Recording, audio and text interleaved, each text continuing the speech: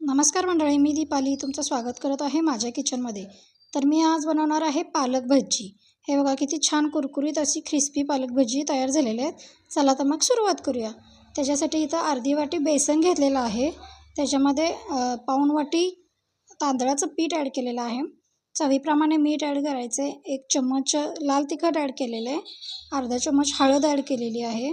जिरे घातलेले आहेत अर्धा चम्मच आणि ओवा क्रश करून घालायचा आहे हातावरती.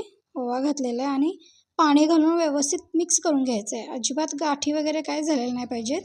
तर व्यवस्थित असं भजीला पीठ मळतो तसं एकदम असं छानपैकीच आपल्याला पीठ भिजवून घ्यायचं आहे.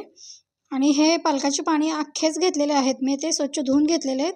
त्या पिठामध्ये आपल्याला डीप करायचे आहेत आणि गरम गरम तेलामध्ये हे सोडून द्यायचं आहे.